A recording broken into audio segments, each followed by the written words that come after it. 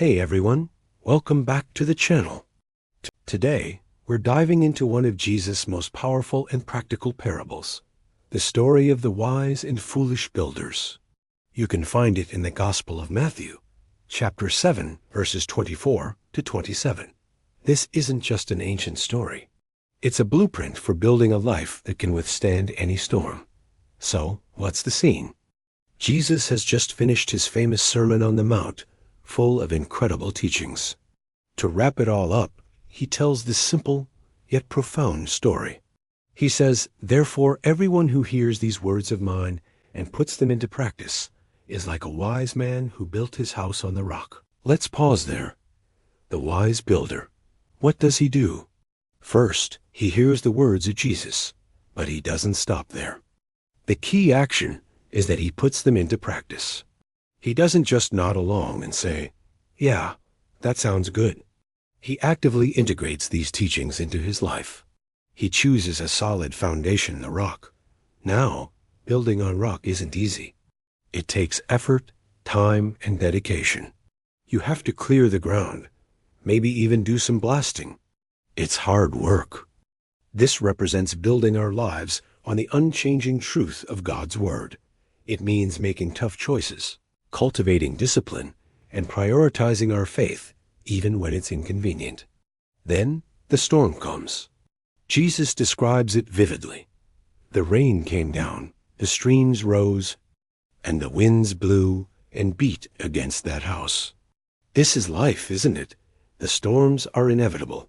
They can be financial trouble, health scares, relationship breakdowns, or periods of doubt and uncertainty. They will come for all of us. But what happens to the wise builder's house? Yet it did not fall, because it had its foundation on the rock. Despite the intensity of the storm, the house stands firm. This is the promise for a life built on obedience to Christ. When challenges hit, our foundation holds us steady. Our faith isn't washed away. It becomes our anchor. Now, let's look at the other character in the story. Jesus continues, "But everyone who hears these words of mine and does not put them into practice is like a foolish man who built his house on sand." Notice, the foolish builder also hears the exact same words. He has access to the same wisdom. The difference isn't in the hearing, it's in the doing, or in this case, the not doing. He chooses to build on sand. Why? Well, building on sand is easy. It's fast, it requires minimal effort, and you can get a structure up in no time. It looks like a house, just like the other one. This represents a life that looks good on the surface, but lacks a solid spiritual core.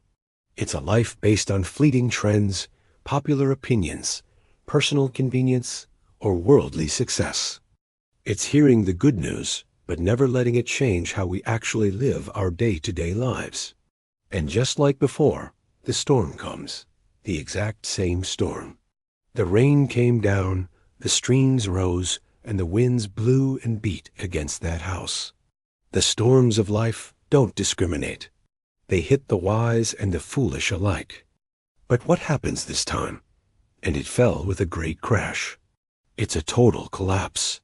All the work, all the appearance of a good life, comes crumbling down because the foundation was weak and unstable.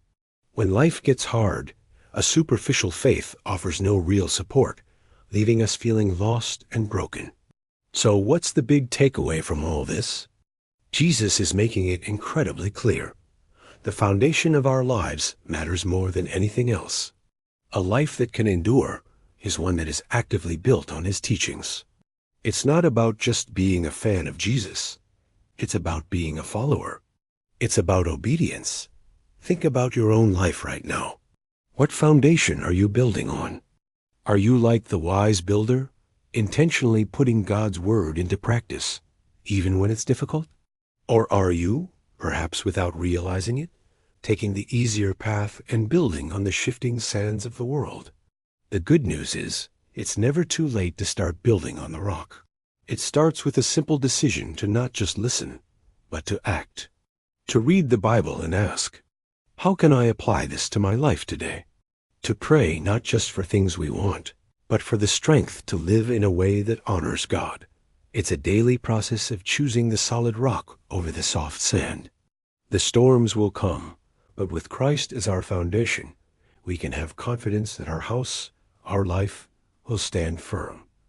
Thanks so much for watching today. I hope this was encouraging for you. If it was, give this video a like and consider subscribing for more content like this. Let me know your thoughts on this parable in the comments below. See you in the next one.